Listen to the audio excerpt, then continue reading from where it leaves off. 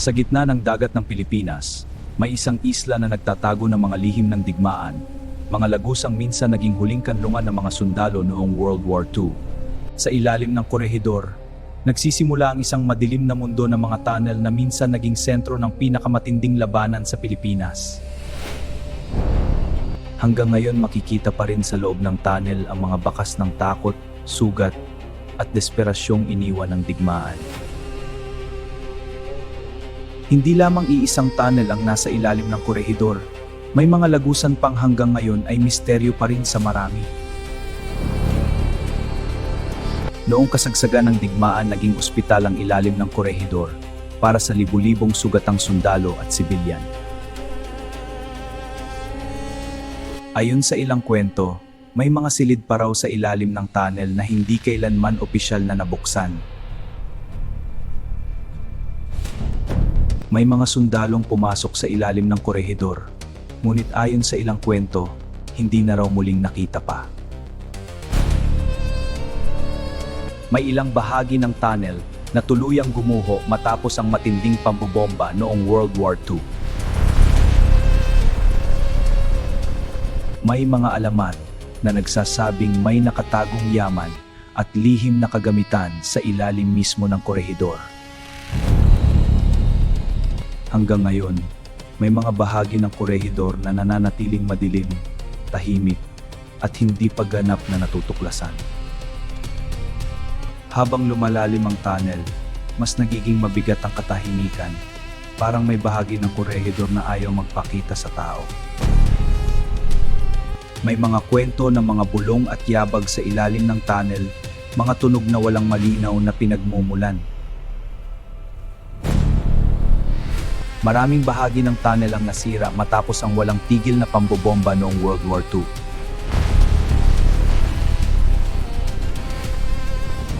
Hanggang ngayon, may mga lumang marka at sulat pa ring makikita sa dingding ng Corregidor tunnels. May mga nagsasabing may mga lihim na silid pa raw sa ilalim ng Corregidor na hindi kailanman opisyal na binuksan. Ang ilang underground chambers ay ginamit noon bilang taguan ng mga military supplies at mahahalagang kagamitan. Sa ilalim ng tunnel, nabuo ang mga desisyong nagbago sa kasaysayan ng digmaan sa Pilipinas. May mga kwento ng mga sundalong nawala sa ilalim ng Corregidor at hindi na muling nakita pa. Hanggang ngayon, may mga alamat pa rin tungkol sa posibleng nakatagong yaman sa ilalim ng Corregidor.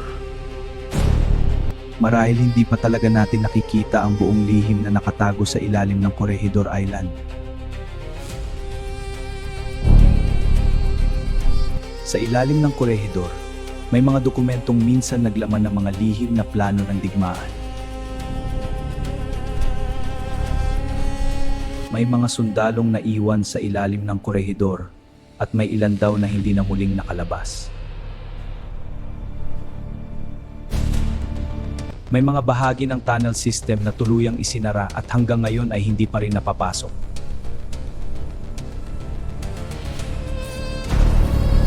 Ang mga tunnel na ito ang naging huling proteksyon ng maraming sundalo habang umuulan ng bomba sa ibabaw. Kung may mga lihim ang itinago sa ilalim ng Corregidor, maaaring nasa mga silid na ito ang kasagutan. Sa ilalim ng tunnel, bawat hakbang ay parang may kasabay na aninong hindi mo nakikita. May mga naniniwalang hindi pa natutuklasan ang buong lawak ng tunnel system sa ilalim ng Corregidor. Sa ibabaw ng Corregidor, tahimik ang gabi, ngunit sa ilalim nito, buhay pa rin ang mga lihim. Marahil may mga lihim pa rin hindi kailanman bubuksan sa ilalim ng Corregidor Island.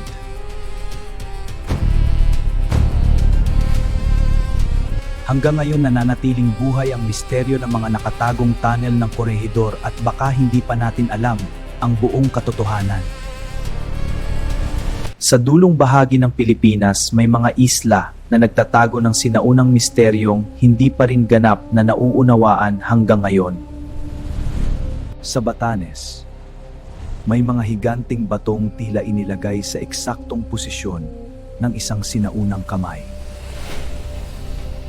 May mga sinaunang lugar sa Batanes na pinaniniwala ang ginamit noon ng mga unang Ivatan settlers.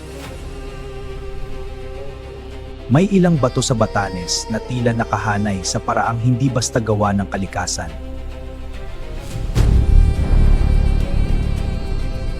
Sa ilalim ng mga batong ito, may mga yungib na matagal na bahagi ng mga lokal na kwento at alamat. May ilang bato sa Batanes na may mga kakaibang marka na hanggang ngayon ay hindi pa lubos maipaliwanag. Hanggang ngayon, palaisipan pa rin kung paano nailagay ng sinaunang tao ang ilan sa mga higanting batong ito. Sa bawat bagyong dumaraan sa Batanes, nananatiling nakatayo ang mga batong tila bantay ng sinaunang kasaysayan. May mga kwento sa Batanes tungkol sa mga lugar na matagal nang iniiwasan at hindi basta pinupuntahan. Hanggang ngayon nananatiling palaisipan ang tunay na lihim ng mga higanting bato ng Batanes. Sa Batanes, may mga higanting batong tila nakatingin sa dagat sa loob ng daan-daang taon. May ilang bato sa gitna ng damuhan na tila inilagay roon ng may eksaktong layunin. Sa ilalim ng mga batong ito may mga yungib na matagal ng bahagi ng mga alamat ng Batanes. May mga bakas sa paligid ng mga bato na nagpapahiwatig na matagal nang dinadaanan ng tao ang lugar. May ilang historians na naniniwalang ang posisyon ng ilang bato ay konektado sa kalangitan at panahon. Sa Batanes, may mga alamat tungkol sa mga lugar na matagal nang iniiwasan ng mga tao. Sa kabila ng malalakas na bagyo sa Batanes, nananatiling matatag ang mga higanting batong ito. May mga lugar sa Batanes na bihirang puntahan at may ilan na mas pinipiling iwasan ito. May ilang teorya na may mga nakatagong bahagi pa sa ilalim ng mga higanting bato ng Batanes. Hanggang ngayon nananatiling palaisipan kung sino talaga ang naglagay ng mga higanting bato ng Batanes. May mga higanting bato sa gilid ng bangin ng Batanes na tila matagal nang nagbabantay sa karagatan. Ang ilan sa mga batong ito ay tila bumubuo ng sinaunang pader na hindi basta gawa ng kalikasan. May mga makikitid na daan sa pagitan ng mga bato na tila matagal nang ginagamit noon.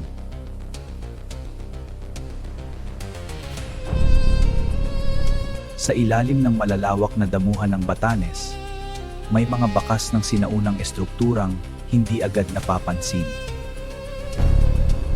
Kapag nababalot ng ulap ang mga bundok ng Batanes, mas lalong nagiging misteryoso ang mga higanting bato. Sa kabila ng napakalalakas na bagyo, sa hilagang Pilipinas nananatiling matatag ang mga batong ito. May mga kwento sa Batanes tungkol sa mga lugar na matagal nang iniiwasan ng mga tao. Parang may lihim na binabantayan ng mga higanting batong ito habang nakatingin sa karagatan. Hanggang ngayon, may mga bahagi pa rin ng Batanes na hindi ganap na nauunawaan ng kasaysayan. Hanggang ngayon nananatiling palaisipan ang tunay na lihim ng mga higanting bato ng Batanes. Sa malamig na kabundukan ng Sagada, may mga kuweba at lihim na matagal nang bumabalot sa kasaysayan ng lugar. Sa loob ng mga kuweba ng Sagada, may mga lagusan at bahaging hindi pa ganap na na-explore. Kilalang-kilala ang Sagada sa mga sinaunang hanging coffins na matagal ng bahagi ng kultura at kasaysayan. Habang lumalalim ang kuweba, mas nagiging misteryoso ang bawat lagusan sa ilalim ng Sagada. May mga kakaibang marka sa loob ng ilang kuweba na hanggang ngayon ay palaisipan pa rin sa marami. Sa ilalim ng mga kuweba ng Sagada, may mga ilog at lagusang matagal nang nakatago sa dilim. May mga lagusan sa ilalim ng Sagada na hindi pa lubusang nalalakaran hanggang ngayon.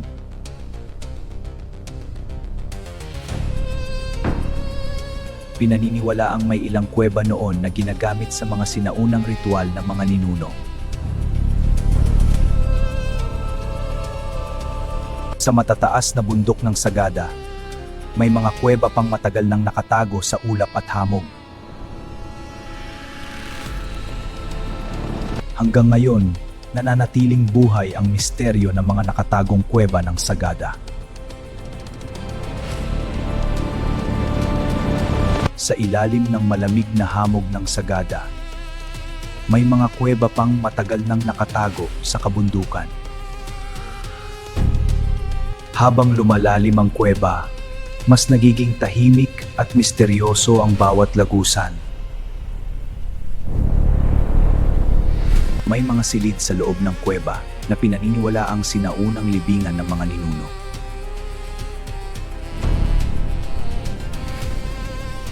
May ilang marka sa bato na hanggang ngayon ay hindi pa lubos na nauunawaan ng historians.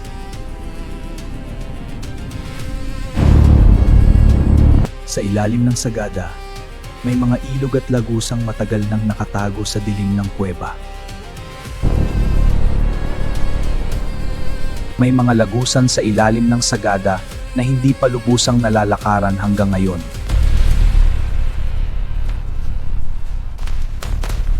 Pinaniniwalaang may ilang kuweba noon na ginagamit sa mga sinaunang ritual at seremonya.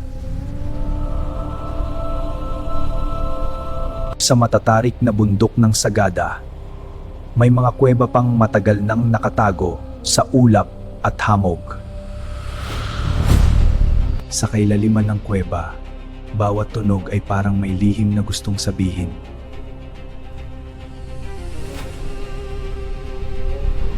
Hanggang ngayon nananatiling buhay ang misteryo ng mga nakatagong kuweba ng Sagada.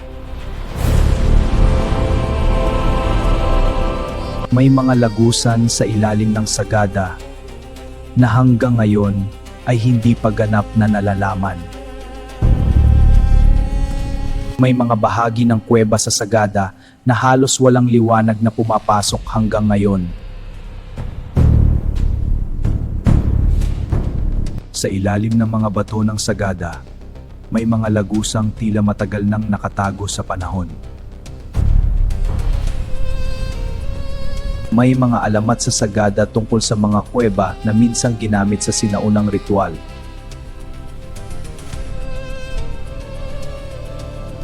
Habang lumalalim ang lagusan, mas lumalawak ang misteryong nakatago sa ilalim ng Sagada.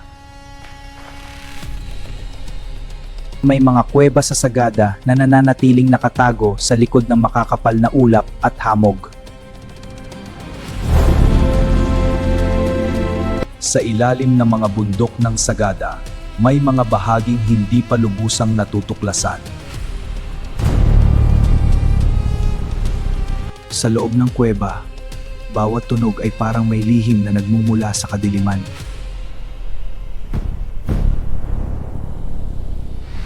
Hanggang ngayon, may mga bahagi pa rin ng kuweba ng Sagada na hindi pa ganap na na-explore.